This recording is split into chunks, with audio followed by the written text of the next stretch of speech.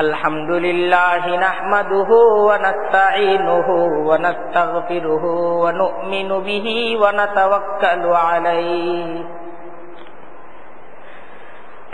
व नऊज़ु बिल्लाहि मिन शुरूरि अनफुसिना व मिन सय्यिआति अमालिना मन यहदिहिल्लाहु फला मुदिल्ल लहु व मन युद्लिलहु फला हादिय लहु व नशहदु अल्ला इलाहा इल्लल्लाहु वहदहु ला शरीका लहु ونشهد أن سيدنا ومولانا محمدا عبده ورسوله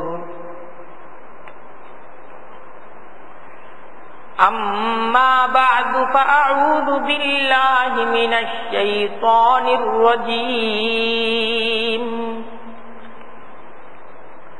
بسم الله الرحمن الرحيم أم كنتم شهداء إذ حضر يعقوب الموت إذ قال لبنيه ما تعبدون من بعدي قالوا نعبد إلهك وإله آبائك إبراهيم وإسماعيل وإسحاق إلها واحدا ونحن له مسلمون صدق الله العظيم وصدق رسوله النبي الكريم ونحن على ذلك من الشاهدين والشاكرين والحمد لله رب العالمين سبحانك لا علم لنا إلا ما علمتنا إنك أنت العليم الحكيم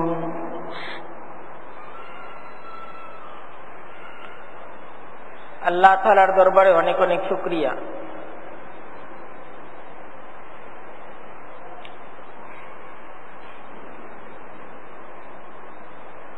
জুমার আযানের পর সামনে ফরজ হুকুম নামাজ,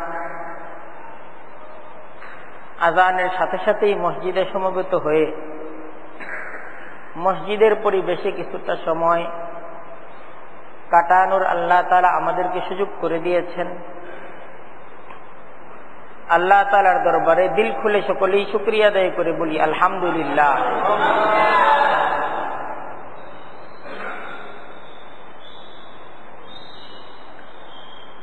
কুরআনে কারীমের সূরা বাকারার 133তম আয়াত তেলাওয়াত করেছি।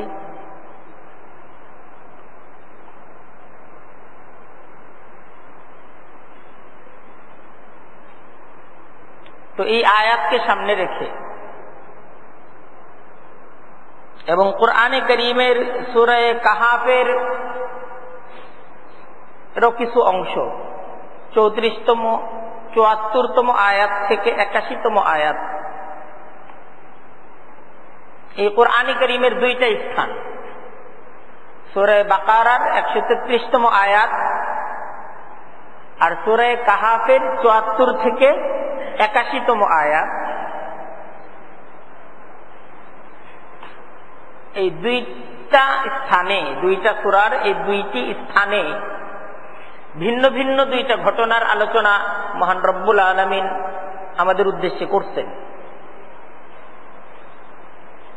এই দুইটা ঘটনার আলোচনা আজকে আমাদের বিষয়বস্তু। সেই সাথে আসলে এই দুইটা ঘটনা থেকে আমরা আসলে কি শিখতে পাই, এই বিষয়টাকে আমরা একটু বোঝার চেষ্টা করব। দেখেন, সূরা কাহাফের ৭৪তম আয়াত থেকে ৮১তম আয়াত, এই আয়াতগুলোর মাঝে হযরত মূসা আলাইহিস সালাম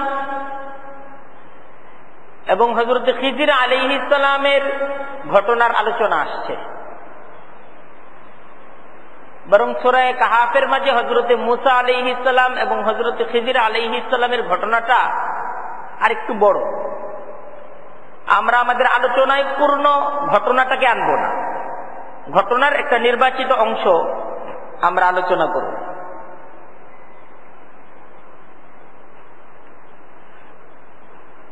তো আল্লাহ তাআলা যখন হযরত মূসা আলাইহিস সালামকে হযরত খিজির আলাইহিস সালামের সাথে সফরের জন্য হুকুম দিলেন, হযরত মূসা আলাইহিস সালাম শিক্ষার সফরে হযরত খিজির আলাইহিস সালামের সাথী হয়ে গেলেন।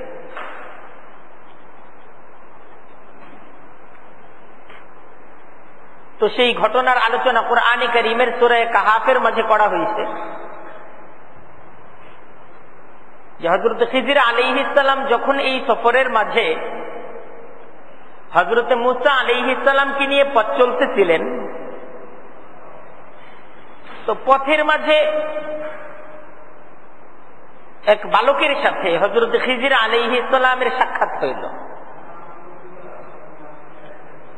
ফানতালাকা হাত্তা ইযা লাকিয়া গুলামান, ফানতালাকা হযরত মূসা আলাইহিস সালাম, হযরত খিজির আলাইহিস সালাম ওনারা পথ চলতেছিলেন, সামনের দিকে অগ্রসর হচ্ছিলেন।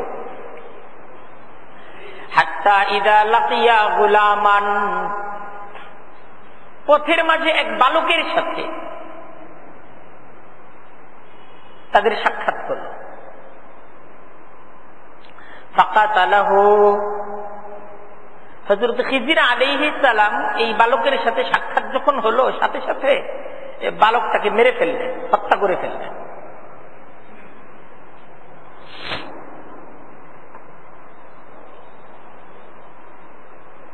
আল্লাহর নবী হযরত মূসা আলাইহিস সালামের উপস্থিতিতে, সেই জমানার পয়গম্বর হযরত মূসা আলাইহিস সালাম, তার উপস্থিতিতে হযরত খিজির আলাইহিস সালাম একটা ছেলের সাথে সাক্ষাৎ হলো এবং এই সাক্ষাৎ পূর্বে এই ছেলেটিকে তিনি হত্যা করে ফেললেন। এই ছেলেটার কোনো অন্যায়, তার কোনো অপরাধ এক্ষেত্রে সুস্পষ্ট ছিল না।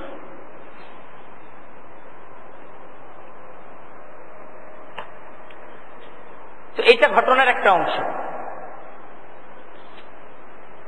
এই সফরেরই পাশাপাশি আরেকটা ঘটনার আলোচনা করা হয়েছে। ফানতালাকা, যে হযরত মূসা আলাইহিস সালাম হযরত খিজির আলাইহিস সালাম পথ চলতেছিলেন। হাত্তা ইযা আতায়া আহলা কারিয়াতিন, তো পথ চলতে চলতে তারা এসে এক গ্রামের মাঝে এসে পৌঁছলেন। ইসতাতআমা আহলাহা,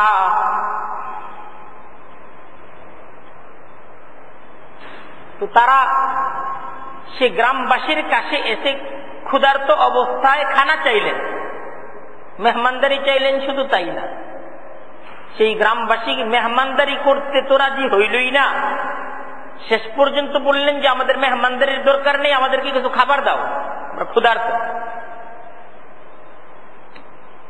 কিন্তু সেই গ্রামবাসীর আচরণ ছিল এই ক্ষুধার্ত দুইজন মানুষকে মেহমানদারি করতে তারা তো রাজি হইলই না, খাবারও দিল।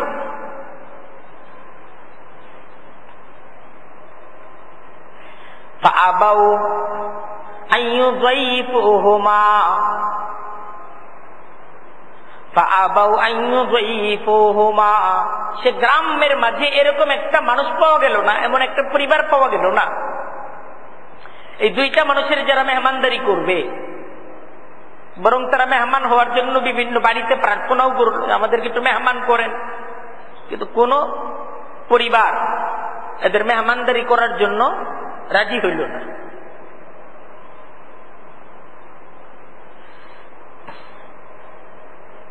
ফাওয়াজাদা ফিহা জিদারান, হযরত মূসা আলাইহিস সালাম, হযরত খিজির আলাইহিস সালাম সেই গ্রামের মাঝে একটা দেয়াল দেখলেন, ইউরিদু আন ইয়ানকাদ্দা, যেটা এটা একদম ভেঙে পড়ার উপক্রম, একটা প্রাচীর, এই প্রাচীরটা একদম ভেঙে যাবে, পড়ে যাবে, একদম পড়ে যাওয়ার উপক্রম এক প্রাচীরকে ওনারা দেখলেন, যে প্রাচীরটা একদম ভেঙে পড়ে যেতেছে। ফাআকামাহু, হযরত খিজির আলাইহিস সালাম মালামাল জোগাড় করে, একটা প্রাচীর মেরামত তো আর শুধু হাত দ্বারা করা যায় না, এটার জন্য মাল মশলা দরকার আছে না, সমস্ত কিছুর ব্যবস্থাপনা করে শ্রমিক হিসেবে সেই প্রাচীর মেরামতের কাজে লেগে গেলেন। ফাআকামাহু,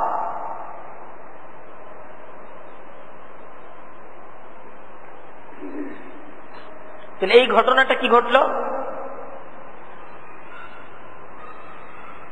যে এই গ্রামবাসীর কাছে তারা মেহমানদারির প্রার্থনা করলেন, গ্রামের কেউ মেহমানদারি করতে রাজি হইল না, খাবার দিল না। এই ক্ষুধানি তাদের এই অন্যায় আচরণের পরও হযরত খিজির আলাইহিস সালাম এই গ্রামের এই ভাঙ্গা প্রাচীর নিজের তরফ থেকে তাদের কোনো অনুরোধ, তাদের কোনো মজুরি দেওয়া ছাড়া নিজের জান মাল, নিজের জান খরচ কইরা, নিজের মাল খরচ কইরা, ব্যাপারটা বুঝার ব্যাপার। এখানে শ্রমিক নিজে, এরকম না যে উনি টাকা পয়সা দিচ্ছেন যে এটা মেরামত করার জন্য আমি টাকা দিলাম, তা না, নিজেই শ্রমিক। আবার শ্রমিক যে কাজ করতেছে কার টাকায়, একদম নিজের টাকায়, নিজে মালামাল কিনা, নিজে শ্রমিক হইয়া এই প্রাচীর মেরামত, এই প্রাচীরকে তিনি মেরামত করতেন। হযরত মূসা আলাইহিস সালামের সাথে এই সফরে হযরত খিজির আলাইহিস সালাম আরো বিভিন্ন কিছু হযরত মূসা দেখলেন। এর মাঝে এই যে একটা দেখা, একটা নিরপরাধ শিশু বাচ্চা, যে শিশুর কোন অপরাধ নাই, একটা শিশু হওয়ার কারণে তার অপরাধ অপরাধ না। শিশুরা যদি অপরাধ করে তাকে টাচ করা আইনত দণ্ডনীয়, কারণ সে শিশু। শিশু হওয়ার কারণেই তার অপরাধ, এটা অপরাধ হিসেবে কোন আইন এটাকে অপরাধ হিসেবে বিবেচনা করবে না, বলবে সে শিশু।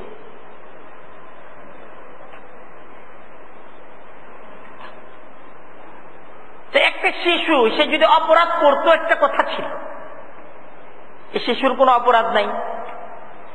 সেই শিশুটাকে হযরত খিজির যখন মেরে ফেললেন, তো পাশে ছিলেন, উপস্থিত ছিলেন আল্লাহর নবী হযরত মূসা। জরুরি ছিল এই বিষয়টায় বাধা প্রদান করা। হযরত মূসা আলাইহিস সালাম হযরত খিজির আলাইহিস সালামকে বললেন যে আপনি কি কাজ করলেন, বাধা দিলেন, তার কাজের প্রতিবাদ জানালেন যে কি অপরাধে আপনি ছেলেটিকে হত্যা করলেন। আকাতালতা নাফসান যাকিয়াহ বিগাইরি নাফসিন, কোন অন্যায় ছাড়া একটা নিরপরাধ ছেলেকে আপনি হত্যা করে ফেললেন। আল্লাহর নবী হযরত মূসা হযরত খিজির কি বললেন, আকাতালতা নাফসান যাকিয়াতাম বিগাইরি নাফসিন,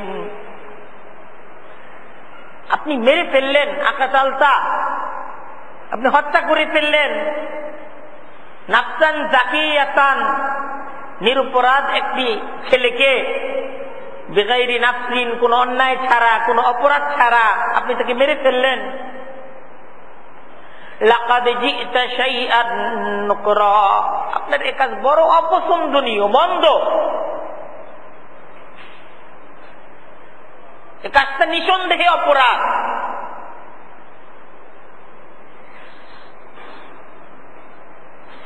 আর দ্বিতীয় বিষয়টা যে গ্রামবাসী মেহমানদারি করতে রাজি না, খাবারও দিতে রাজি না, সেই গ্রামে কোন দেয়াল ধসে পড়ে যাচ্ছে, ভেঙে যাচ্ছে, এই গ্রামবাসীরও কোনো আবেদন নাই, এদেরও এটার প্রতি কোনো দৃষ্টি নাই, এটা ভেঙে যাক, কোনো অসুবিধা নাই, এই দেয়াল মেরামতের কি দরকার?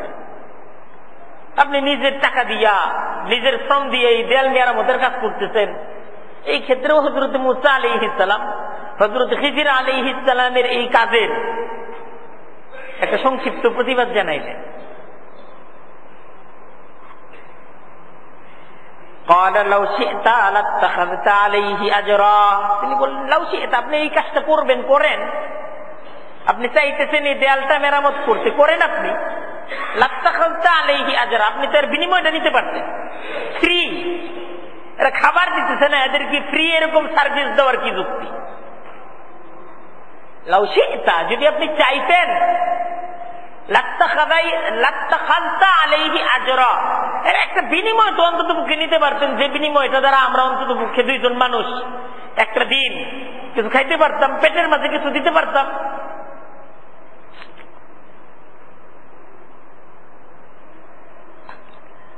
দেখেন, হযরত মূসা আলাইহিস সালামের প্রশ্ন ছিল, আমাদেরও প্রশ্ন আছে না? আরে আমাদের প্রশ্ন আছে না? এখানে আমাদেরও প্রশ্ন আছে, কারণ আসলে দুটোটা বিষয় প্রশ্নের। আর সে জায়গায় আল্লাহর নবী উপস্থিত, তিনি প্রশ্ন করবেন না? আমি আপনিও যদি সাথে থাকতাম, আমি আপনিও তো প্রশ্ন করতাম। আমার আপনার সামনে নিরপরাধ একটা ছেলেকে কেউ যদি হত্যা করে এবং সে মানুষটা যদি আমার আপনার সাক্ষী হয়, আপনি আমি তার এই কাজটাকে মেনে নিব? সে জায়গায় আল্লাহর একজন নবী কি মেনে নিতে পারে? বা আমার আপনার সাথে যদি এই ঘটনা ঘটতো, একটা এলাকায় গেলাম, তারা কোনো খাবার পানি, কোনো মেহমানদারি করলো না, একরকম অন্যায় আচরণ করলো, আর সে জায়গায় আপনার সাথী ওই জায়গায় দেয়াল মেরামতের কাজে লেগে গেল, ফ্রি সার্ভিস, আপনি আমি কি এতে রাজি হব? এটা কি করতেছেন আপনি? হযরত মূসা আলাইহিস সালামের যে প্রশ্নগুলো ছিল, হযরত খিজির আলাইহিস সালাম একটা সময়ে এসে এই প্রশ্নগুলোর উত্তর দিলেন, যে কেন, কি জন্য এই নিরপরাধ এই শিশু সন্তানটিকে, এই বালকটিকে হত্যা করে ফেলা, কেনই বা সেই দেয়ালটা মেরামত করা, কেন এই দুইটা কেন? এবং এর সাথে আরো যে সমস্ত প্রশ্নগুলো হযরত মূসা আলাইহিস সালামের ছিল, এই প্রশ্নগুলোর কেনর জবাব হযরত খিজির আলাইহিস সালাম সফর শেষে হযরত মূসা আলাইহিস সালামের কাছে উত্তর দেন। তো আমরা এই দুইটা কেনর উত্তর নিয়ে আজকে একটু পর্যালোচনা করব। আম্মাল গুলামু, হযরত খিজির আলাইহিস সালাম হযরত মূসা আলাইহিস সালামের প্রশ্নের জবাব দিচ্ছেন। আম্মাল গুলামু, সেই যে বালকটি, যে বালকটিকে আমি হত্যা করে ফেললাম, সে হত্যার কারণ হলো এই, ফাকানা আবাওয়াহু মুমিনাইনি, ফাকানা আবাওয়াহু মুমিনাইনি, এই বালক ছেলেটি তার পিতা মাতা দুজনই ঈমানদার এবং নেককার ব্যক্তি, নেককার মানুষ।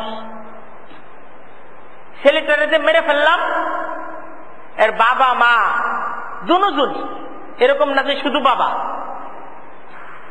বাবাও নেককার, মাও নেককার, বাবাও ঈমানদার, মাও ঈমানদার। খুব বুঝার চেষ্টা করে, এরকম না যে বাবা ঈমানের মেহনত করে আর মা বদ্দিনের মেহনত করে, অথবা এরকমও না যে মা খুব দিনদার কিন্তু বাবা বদ্দিন। বাবাও ঈমানদার, মাও ঈমানদার। ফাকানা আবাওয়াহু মুমিনাইনি, তার বাবা মা উভয়ই ঈমানদার এবং নেককার। ফাখাশিনা আন ইউরহিকাহুমা তুগিয়ানাও ওয়া কুফরা। তিনি বলতেছেন এই যে ছেলেটা বড় বিপজ্জনক ছেলে। এই ছেলেটা যদি বাইচা থাকে তাহলে বাবা আমার ইমানের জন্য, ইমান রক্ষার জন্য এই ছেলেটা হুমকি হবে। ফাখাসিনা, আমার এই আশঙ্কা হলো ছেলেটিকে দেখে আইয়ুরহিকাহুমা তুগিয়ানাও ওয়া কুফরা, সে তার বাবা মা উভয়কে কুফর এবং আল্লাহর অবাধ্যতার কাজে বাধ্য করবে, উদ্বুদ্ধ করবে।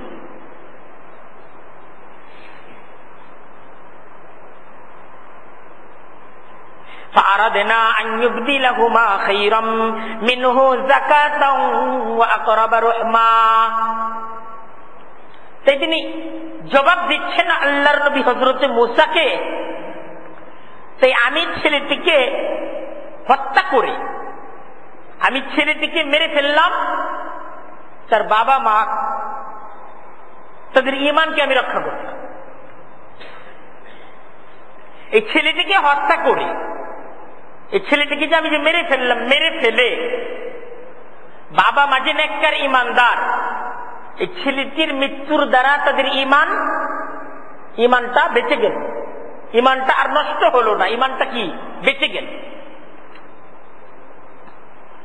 তারপর তিনি বললেন যে আশা করা যায় আল্লাহ তাআলা তাদেরকে সুসন্তান দ্বারা স্বস্তি দান করবে। আইয়ুবদিলাহুমা রাব্বুহুমা খায়রাম মিনহু যাকাত, যে ছেলে ছিল এর চেয়ে উত্তম ছেলে আল্লাহ তো পারেন তার বাবা মাকে দিতে। আকরাবা রহমা, এর চেয়ে আরো উত্তম, এর চেয়ে আরো মায়াবী, আরো মমতার হবে যে ছেলে। আল্লাহর পক্ষ থেকে উত্তম সন্তান তার পেয়ে যাবে।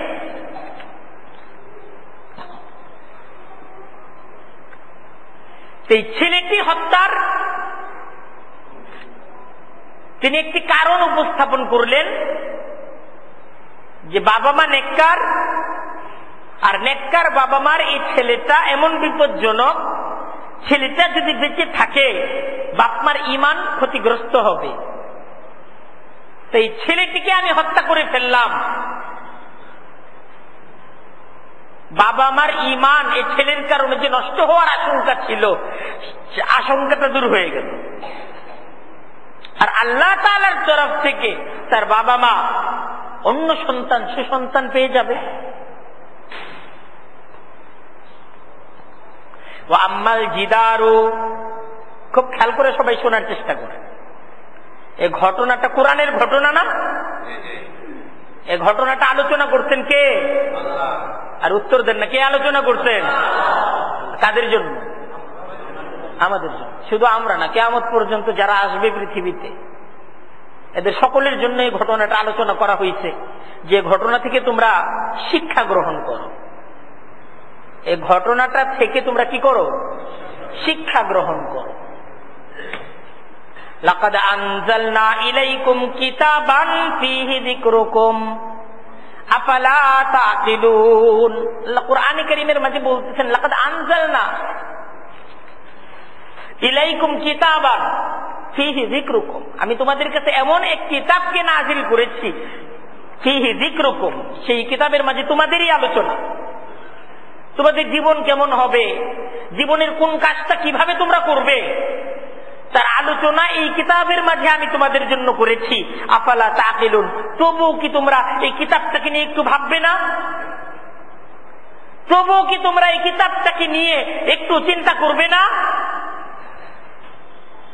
কোরআনে কারীমের প্রত্যেকটি আয়াতের মাধ্যমে, প্রত্যেকটি ঘটনার মাধ্যমে আসলে মহান রব্বুল আলামিন আমাদেরকে একটা চিন্তা করার দিকে দাওয়াত দিচ্ছেন, যে তোমরা একটু চিন্তা করো, প্রত্যেকটা ঘটনা নিয়ে একটু ভাবো। এটা শুধুই একটা ঘটনা না, এটা এমন একটা সত্য, এই সত্যটাকে বিশ্বাস করে তুমি যদি তোমার জীবনকে গড়তে পারো, তোমার জীবন সফল হবে। আর যদি এই সত্যের উপর বিশ্বাস করে তুমি যদি তোমার জীবনকে গড়ে না তোলো, তাহলে তোমার জীবনটা ব্যর্থ হবে।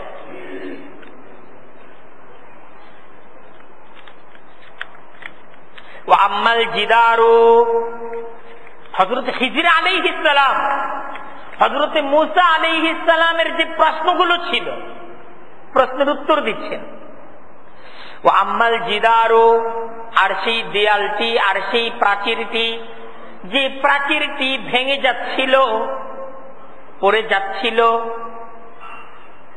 যে প্রাচীরটিকে আমি মেরামত করলাম নিজের জান দিয়া, নিজের মাল দিয়া।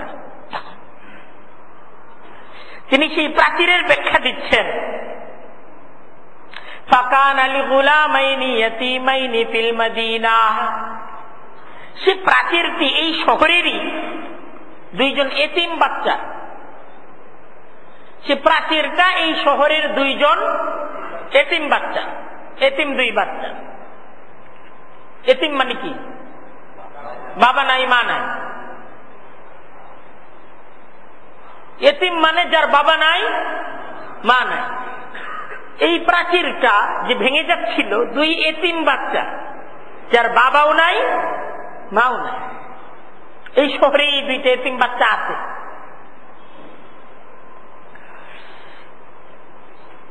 ওয়াকানা তাহতাহু কানজুল লাহুমা,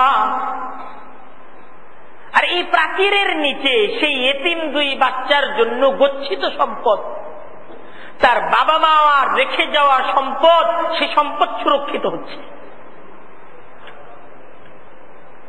বাবা মার রেখা যাওয়া সম্পদ, এটা এই প্রাচীরের নিচে কি হচ্ছে?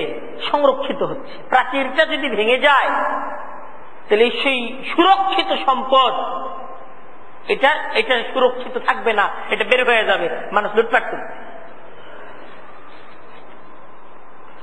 ওয়াকানা আবুহুমা সালিহা, আর বলতেছেন আর এতিম দুই বাচ্চা যে, যার বাবা মা আজকে পৃথিবীতে নাই, এর বাপ মা ছিল নেককার, ইমানদার। এই এতিম দুই বাচ্চার বাপ মা কি ছিল? ইমানদার, নেককার ছিল। আজকে তারা পৃথিবীতে নাই, তাদের এতিম দুই বাচ্চা পৃথিবীতে আছে। যে দুই বাচ্চার এখন এই সম্পদ হেফাজতের যোগ্যতা, বয়স হয় নাই, এটার হেফাজতের মতো তাদের নিজেদের এখনো শক্তি তৈরি হয় নাই। ফারাদা রাব্বুকা আন ইয়াবলুগা আশুদ্দাহুমা, হযরত খিজির আলাইহিস সালাম উত্তর দিতেছেন যে আল্লাহ তাআলা আমার মাধ্যমে এই দেয়ালটাকে মেরামত করালেন। ফারাদা রাব্বুকা, এটা আল্লাহ তাআলার ইচ্ছা ছিল যে আমি এই দেয়ালটার মেরামত করব। আন ইয়াবলুগা আশুদ্দাহুমা, আর এতিম দুই বাচ্চা এরা যুবক হবে। ওয়াস্তাখরিজা কানজাহুমা, আর তারা তাদের সম্পদগুলো কি করবে? বের করবে। বাবা মার রেখে যাওয়ার সম্পদ, তারা যখন যুবক হবে, তাদের যখন বয়স হবে, তখন এই সম্পদ, এই সুরক্ষিত সম্পদ, এটাকে তারা কি করবে? উদ্ধার করবে, তারা এটাকে বের করবে। রাহমাতাম মির রাব্বিক, আমি যা করছি এটা আল্লাহ তাআলার ফয়সালা। ওয়া মা ফাআলতুহু আন আমরি, আমি নিজে নিজে কোনোটাই করিনি।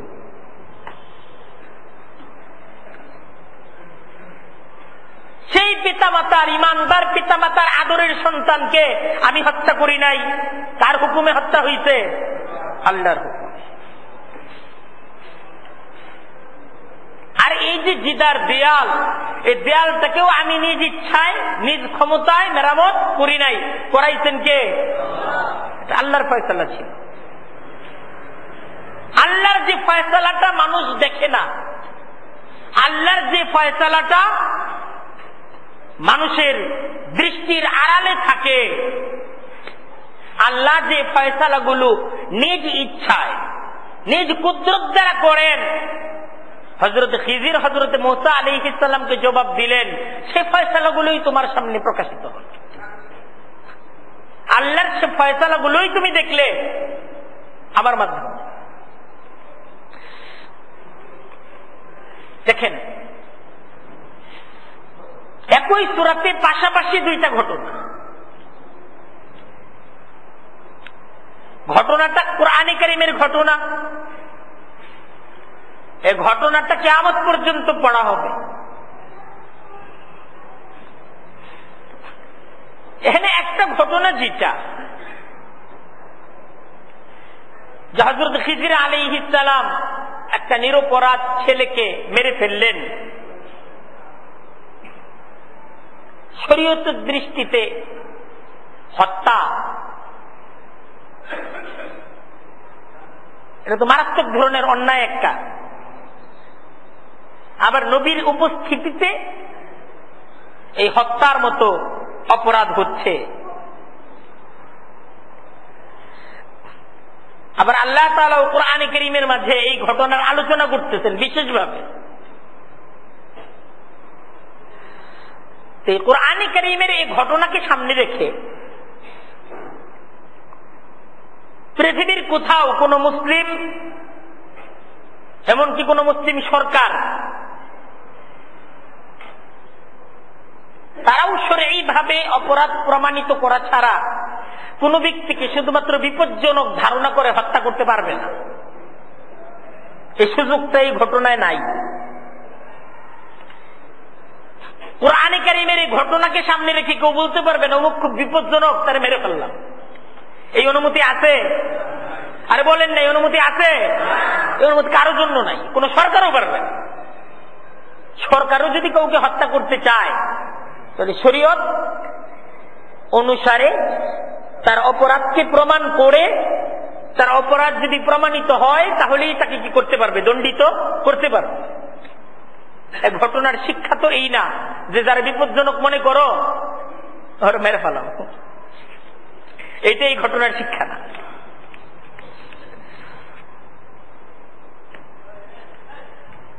কারণ হযরত খিজির আলাইহিস সালামও কিন্তু বলতেছেন ওমা ফাআলতুহু আন আমরি, আরে আমি কিন্তু নিজ ইচ্ছায় বা নিজ কল্পনায়, নিজ চিন্তা দ্বারা, নিজ সিদ্ধান্তে এই কাজগুলো করছি না।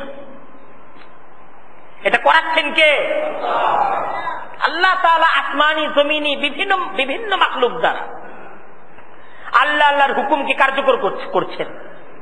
এই পৃথিবীতে অসংখ্য ফেরেশতাদের মাধ্যমে, আল্লাহ তাআলার অসংখ্য সৃষ্টিকুলের মাধ্যমে আল্লাহ তাআলার ফয়সালা কার্যকর হচ্ছে।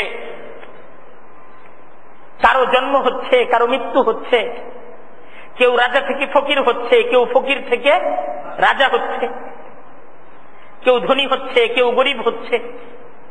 মুহূর্তের মাঝে বিভিন্ন ধরনের ফয়সালা আল্লাহ তাআলা করতেছেন। সুস্থ মানুষ অসুস্থ হচ্ছে, অসুস্থ মানুষ সুস্থ হচ্ছে। কে করতেছেন? আল্লাহ। আল্লাহর ফয়সালা বিভিন্ন ভাবে কার্যকর হচ্ছে। সেই পর্দার যে একটা অন্তরাল, হযরত মূসা আলাইহিস সালামের সামনে হযরত খিজির আলাইহিস সালামের সাক্ষাৎ দ্বারা সেই অদৃশ্যের যে একটা আল্লাহ তাআলার ফয়সালা, সেই পর্দাটাই খুলে গিয়েছে। তো আমাদের সামনে আলোচনার বিষয় হলো এই ঘটনার আসলে শিক্ষাটা কি, এই ঘটনা থেকে আমরা শিখব কি। দেখেন, এই ঘটনার প্রথম ঘটনা হলো এই যে বাবা মা নেককার, বাবা মা ইমানদার, ছেলেটা বিপজ্জনক। আল্লাহ তাআলা নিজ ফয়সালা দ্বারা এই ছেলেটাকে দুনিয়া থেকে তুলে নিলেন। ইমানদার নেককার বাবা মার ছেলেটা সুস্থ ছেলে, আল্লাহ তাআলার ফয়সালা হলো সুস্থ ছেলেটা পৃথিবী থেকে বিদায় নিল।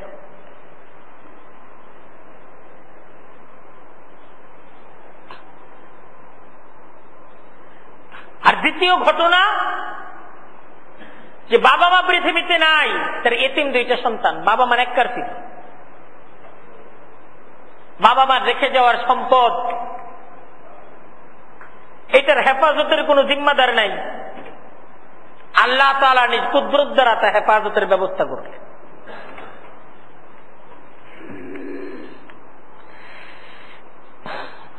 আমি আপনি যদি কোরআনে কারীমের এই ঘটনাকে নিয়ে একটু চিন্তা করি, তাহলে আমার আপনার সামনে এই বিষয়টা পরিষ্কার হয়ে উঠবে যে ঈমান এটা হলো ঠিক সেই অমূল্য সম্পদ, সেই দামি সম্পদ। ঈমানটা সেই দামি সম্পদ, খুব বোঝার চেষ্টা করি। যে ঈমানের জন্য আল্লাহর হুকুমে হযরত খিজির শিশুটিকে হত্যা করছে। আল্লাহর হুকুম হয়েছে যে ছেলেটারে মেরে ফেলো। কেন? এই ছেলেটা ঈমানের জন্য বিপজ্জনক। এনে বাবা মার মাঝে ঈমান আছে, এই ছেলের জন্য তাদের ঈমান হুমকির সম্মুখীন হবে। আল্লাহ নিজে ফয়সালা দ্বারা এই বিপজ্জনক ছেলেটাকে আল্লাহ তাআলা নিয়ে গেলেন। বাবা মার ঈমান, এই ঈমান হেফাজত হয়ে গেল।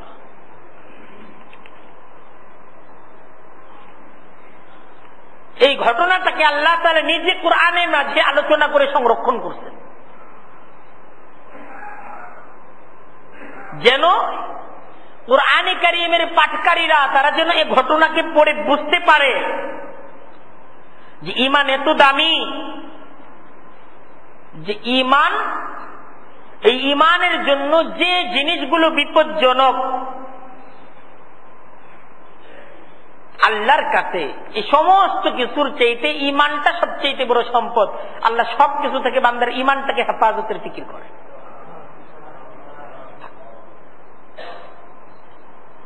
ঈমানের হেফাজত আল্লাহর কাছে সবচেয়ে বড়। ঈমানের হেফাজত আল্লাহর কাছে সবচেয়ে বড়। আর দেখেন সেই প্রাচীর মেরামতের রহস্যও কিন্তু ঈমান। বলা হইতেছে ওয়াকানা আবুহুমা সালিহা, প্রাচীর মেরামতের ব্যবস্থা হইতেছে। বাবা মা আজকে নাই, কিন্তু বাবা মার রেখে যাওয়া সম্পদের হেফাজত হচ্ছে না। কে করতেছেন? আল্লাহর ফয়সালায় আল্লাহর বান্দা করতেছেন। ফয়সালা কার? আল্লাহ। কেন করতেছে?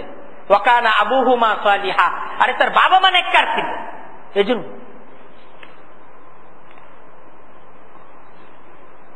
আমরা যেন ঈমানের মূল্যটাকে বোঝার চেষ্টা করি। এই জন্যই কোরআনে কারীমের মাঝে এই ঘটনার আলোচনা। এই ঘটনার আলোচনা করে আল্লাহ তাআলা ঈমানদারদেরকে একটা সান্ত্বনা দিতেন,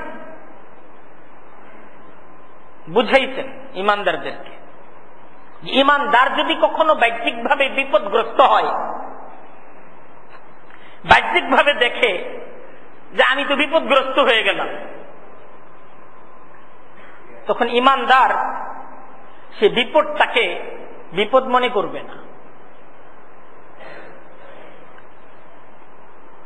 ভাববে যে আমি ক্ষতিগ্রস্ত হয়েছি, আমার সম্পদ ক্ষতিগ্রস্ত হয়েছে, আমি ক্ষতিগ্রস্ত হয়েছি, আমার সন্তান ক্ষতিগ্রস্ত হয়েছে, সন্তানটা অল্প বয়সে চলে গেল, আমি ক্ষতিগ্রস্ত হয়েছি, আমার প্রতিষ্ঠান ক্ষতিগ্রস্ত হয়েছে, ব্যবসায় লস হয়ে গেছে বড় ধরনের।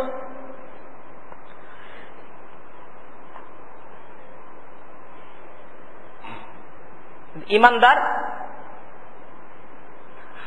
তার এই সম্পদের ক্ষতি, তার এই সন্তানের ক্ষতি, তার এই প্রাতিষ্ঠানিক ক্ষতি, এটা ক্ষতি।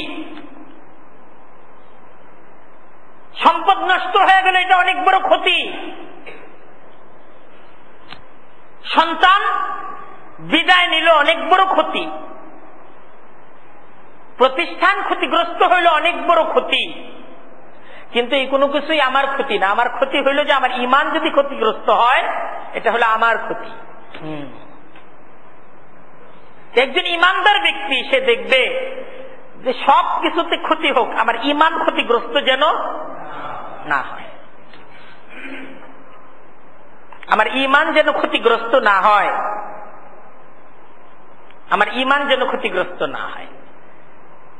আমার হারাইছে, ছেলে হারায় গেছে, আমার সম্পদ হারায় গেছে। এখন সম্পদ হারিয়ে যাওয়ার কারণে, সন্তান হারিয়ে যাওয়ার কারণে আমি কি আমার সবচেয়ে দামি সম্পদ ঈমান হারায় ফেলবো? সে দেখবে ঈমান আছে কিনা। ঈমান যদি থাকে তো আমার কাছে সব আছে। ঈমান যদি হারিয়ে যায় তাহলে এখন আমার সম্পদ আছে, সন্তান আছে, প্রতিষ্ঠান আছে, কিন্তু আসলে আমার কাছে কিছুই নাই। আমার কাছে কিছুই নাই। এটা বুঝার বিষয়। বড় পীর আব্দুল কাদের জিলানী রহমতুল্লাহি আলাইহির ঘটনা। অনেক বড় কাপড় বিক্রেতা ছিলেন তিনি, কাপড়ের ব্যবসা ছিল, ছোটখাটো না, বড় ধরনের ব্যবসা ছিল।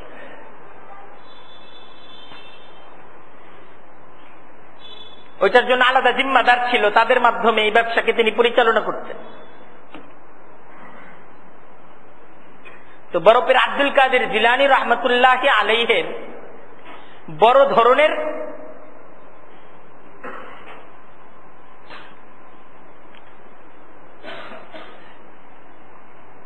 একদম জাহাজে করে ওনার ব্যবসায়িক সামগ্রী আসতেছিল নিজ দেশে। তো জাহাজ ডুবে গেছে। এর অর্থ সমস্ত পুঁজি সাগরের মাঝে ডুবে গেছে। কারণ সেই সময়ে যারা নাকি নাবিক, যারা বিভিন্ন ব্যবসা বাণিজ্যের সাথে থাকতেন, তো পুরা পুঁজি দ্বারাই তো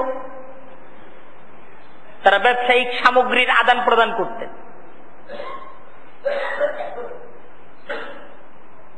তো তুফানের কবলে পড়ে পূর্ণ জাহাজটাই ডুবে গেল। তো মুহূর্তের মাঝেই যা ছিল সব নাই হয়ে গেছে। জিম্মাদার দায়িত্বশীল ম্যানেজার যিনি ছিলেন,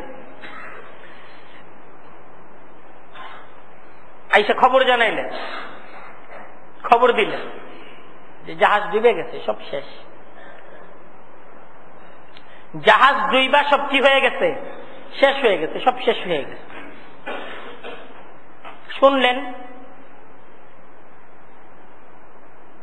শুনলেন, কিছুক্ষণ পর বললেন আলহামদুলিল্লাহ। কি বললেন?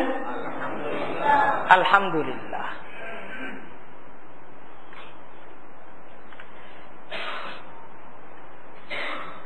জাহাজের মাঝে ওনার কামাই করা সমস্ত পুঁজি কোথায় ছিল? জাহাজে ছিল। আর সে জাহাজ ডুবে গেছে, আর তিনি কি বলতেছেন? আলহামদুলিল্লাহ। সেই ম্যানেজারের সাহস ছিল না প্রশ্ন করা, আলহামদুলিল্লাহ বললেন।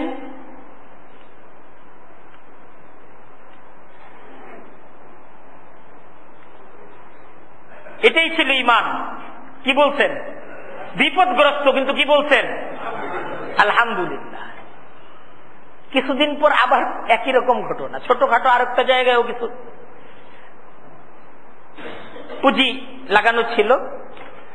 সেই ম্যানেজার, ওই একই ম্যানেজার, একই জিম্মাদার, ওখানে আবার আল্লাহ তাআলা বিপুল লাভ দিচ্ছেন।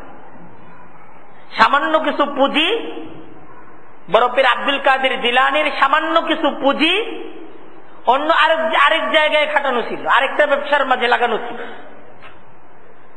তো ম্যানেজার আইসা খুব আনন্দের সাথে, কিছুদিন আগে যেহেতু একটা দুঃসংবাদ দেওয়া হয়েছে, এখন একটা সুসংবাদ দিতেছেন। কিছুদিন আগের ওইটা দুঃসংবাদ ছিল, তো এখন সুসংবাদ দিতেছে যে হুজুর ওখানে বিপুল পরিমাণ লাভ হয়েছে, বিপুল পরিমাণ লাভ হয়েছে। ঠিক আগের মতোই তিনি চুপচাপ, লাভের কথায় ওনার চেহারার তেমন কোনো পরিবর্তন লক্ষ্য করা গেল না। কিছুক্ষণ পর আবার তিনি জবাব দিলেন আলহামদুলিল্লাহ। কি জবাব দিলেন? তো ওইটা তো দুঃসংবাদ ছিল, আর এটা কি? সুসংবাদ। উভয় অবস্থায় তিনি উত্তর দিতেছেন কি? আলহামদুলিল্লাহ।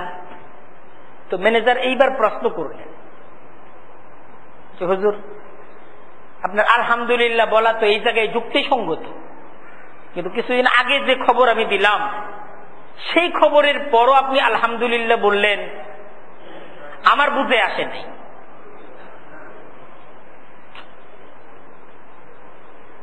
তো হযরত উত্তর দিলেন যে সেই সময় তুমি যখন আমাকে সংবাদ দিছ, তখন আমি এই সংবাদটাকে নিয়ে ভাবছি যে আল্লাহ যা দিছিলেন আল্লাহ নিয়ে গেছেন। আমার সম্পদ কার দেয়া ছিল? ওটা নিছেন কে? আল্লাহর ফয়সালা। আমি দেখছি যে আমি রাজি কিনা। আমি যখন দেখছি যে আমি রাজি আছি, আমি বলছি আলহামদুলিল্লাহ। আর এখন আবার আল্লাহ আমাকে সম্পদ দিচ্ছেন, আল্লাহর ফয়সালা হয়েছে, আমি দেখছি যে আল্লাহর ফয়সালায় আমি রাজি কিনা, সম্পদে রাজি না, রাজি কি আল্লাহর ফয়সালায় আমি রাজি কিনা। আমি যখন দেখছি আল্লাহর ফয়সালায় আমি রাজি, আমি উত্তর দিচ্ছি কি আল্লাহ। তাই আমার আপনার রাজি তো হইতে হবে কিসে? আল্লাহর ফয়সালায়। একজন ইমানদার আল্লাহর ফয়সালায় রাজি থাকবে। সম্পদ তো আসবে যাবে, সন্তান আসবে যাবে, প্রতিষ্ঠান আসবে যাবে, কিন্তু আমার ঈমান, আল্লাহর সাথে আমার সম্পর্ক, এইটা অটুট আছে কিনা, এটা হলো দেখার বিষয়। এটা ঠিক আছে কিনা।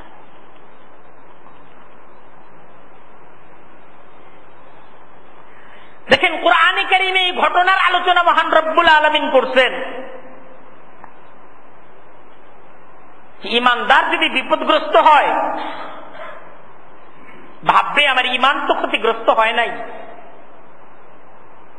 বুঝবে ঈমান যেহেতু ক্ষতিগ্রস্ত হয় নাই, সম্পদ ক্ষতিগ্রস্ত হয়েছে, এর মাঝেই আমার জন্য সফলতা, এর মাঝেই আমার জন্য কামিয়াবি, এর মাঝেই আমার জন্য কল্যাণ, কারণ আল্লাহর ফয়সালা।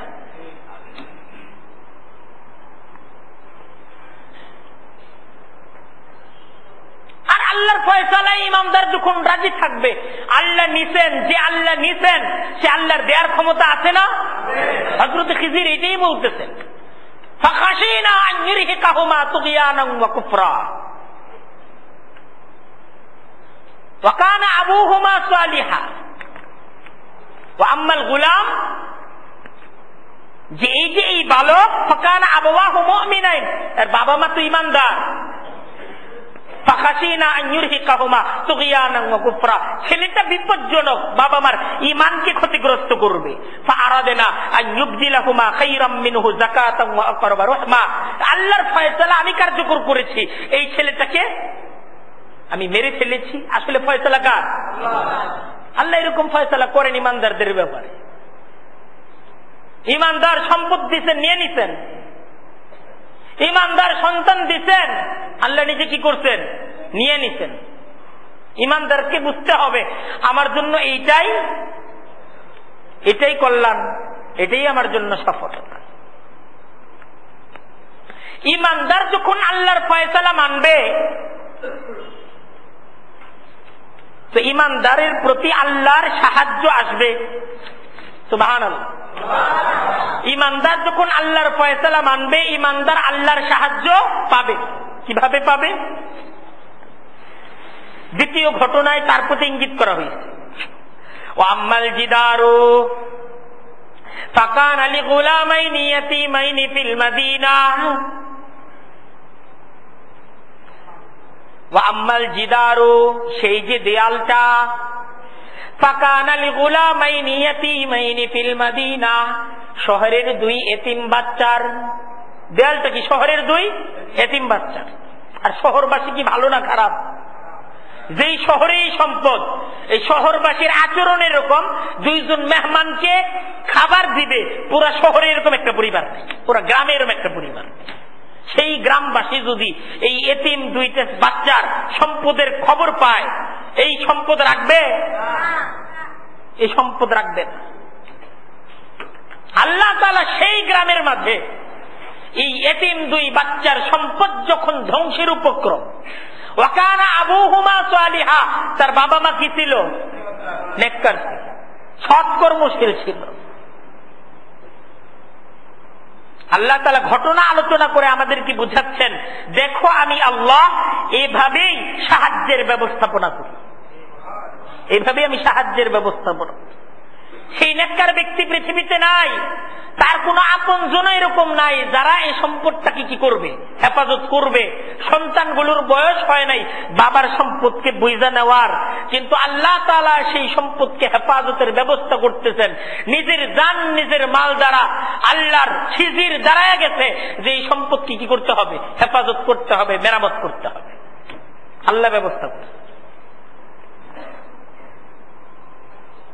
কোরআন আমাদেরকে ঈমান শিখাইতেছে, তুমি আল্লাহর ফয়সালায় রাজি হও, আল্লাহর ফয়সালাটাকে মাইনা নাও, আল্লাহর ফয়সালাকে মেনে নাও। তুমি থাকবা না, কিন্তু আল্লাহ তোমার জিম্মাদার থাকবে। তোমার সন্তান, তোমার সম্পদ, তোমার পরিবার, তোমার প্রতিষ্ঠান, তুমি তো দেখে রেখে থেকে হেফাজত করতে পারবা না। তুমি ঈমানের হেফাজত করো।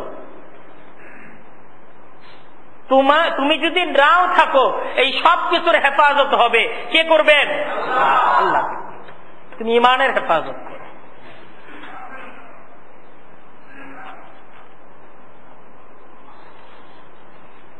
সূরা বাকারার 133 নম্বর আয়াতে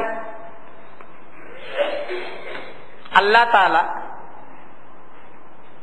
তার এক মর্যাদাপূর্ণ নবীর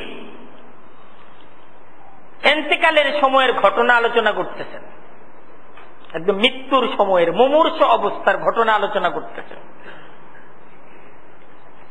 এটাও আমাদের জন্য দরকার, কারণ আমি আপনি আমরা সবাই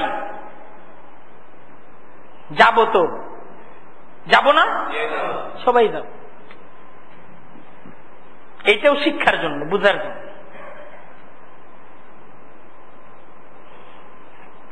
আম কুনতুম শুহাদা ইয হাযারা ইয়াকুব আল মাউত। আল্লাহ এইভাবেই আলোচনা করেন কোরআনে কারীমের মাঝে, যেন আমরা অনেক পরের জমানা থেকেও আমরা যেন একদম কাছাকাছি চলে যাই। বলতেছেন আম কুনতুম শুহাদা, এই তোমরা কি কেউ উপস্থিত ছিলে? ইয হাযারা ইয়াকুব আল মাউত, যখন ইয়াকুব সে মৃত্যুর মুখোমুখি।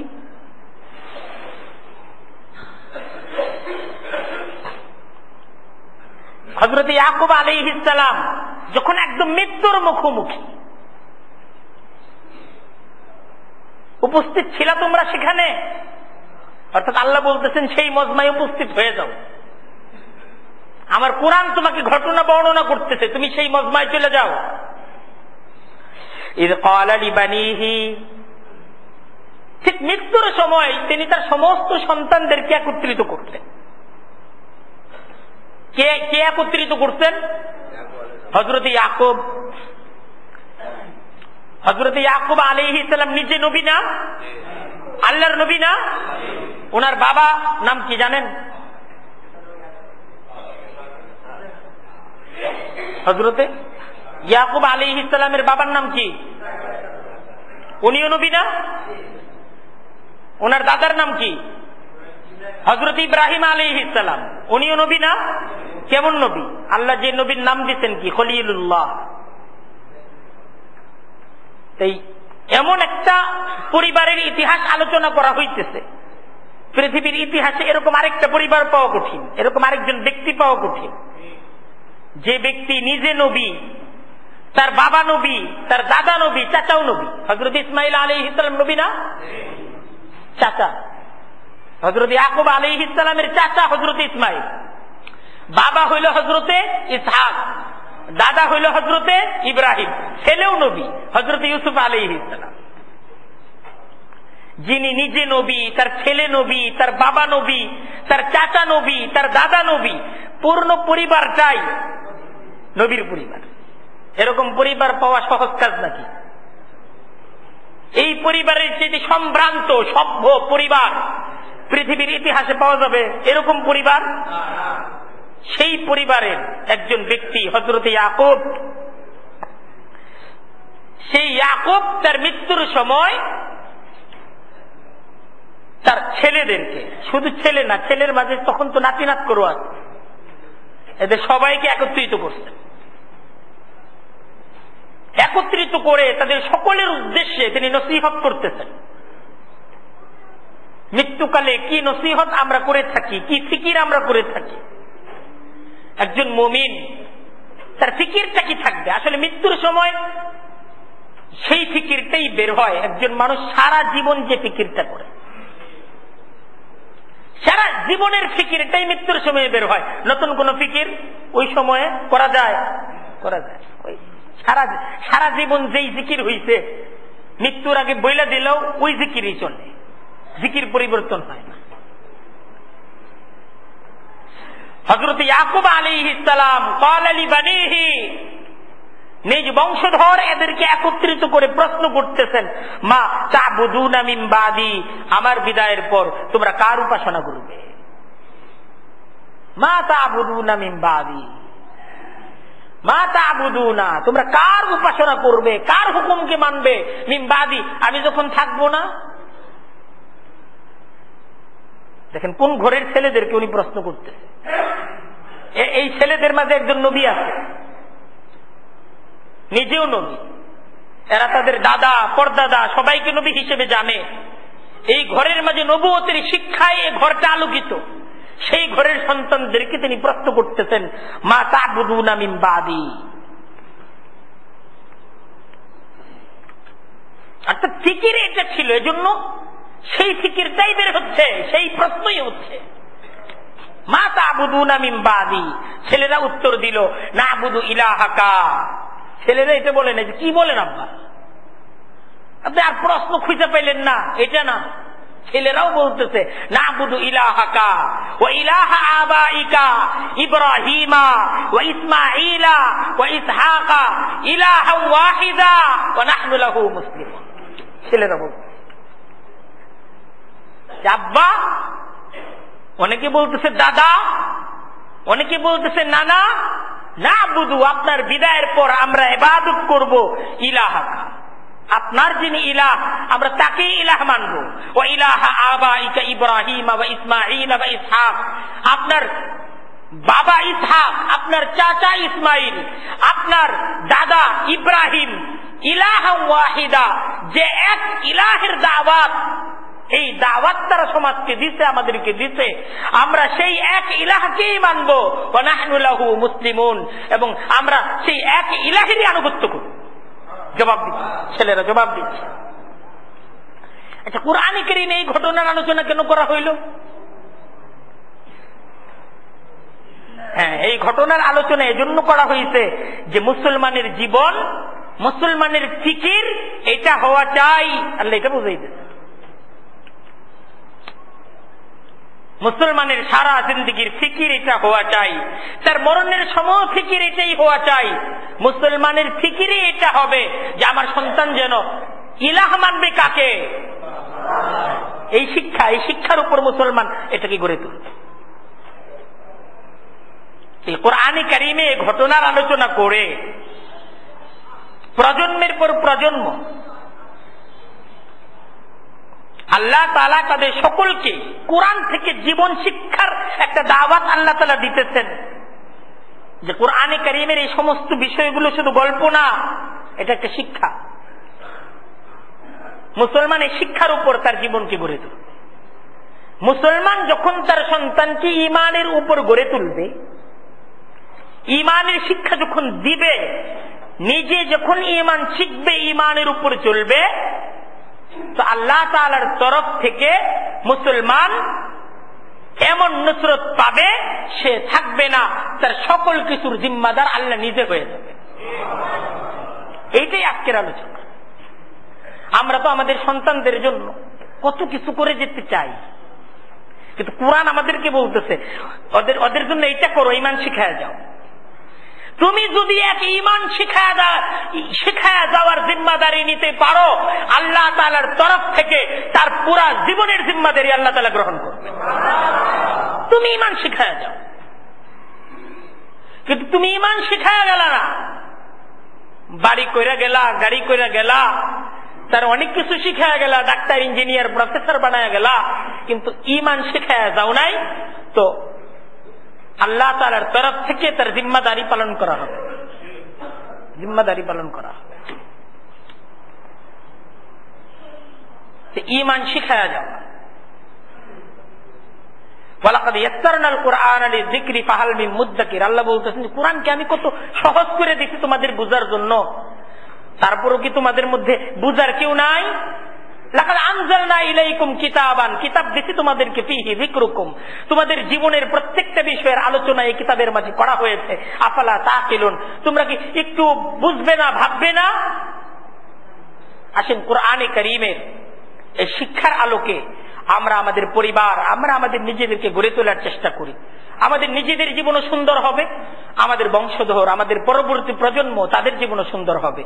আল্লাহ তাআলা আমাদেরকে তৌফিক দান করুক। ওয়া আখিরু দাওয়ানা আনিল হামদুলিল্লাহি রাব্বিল আলামিন।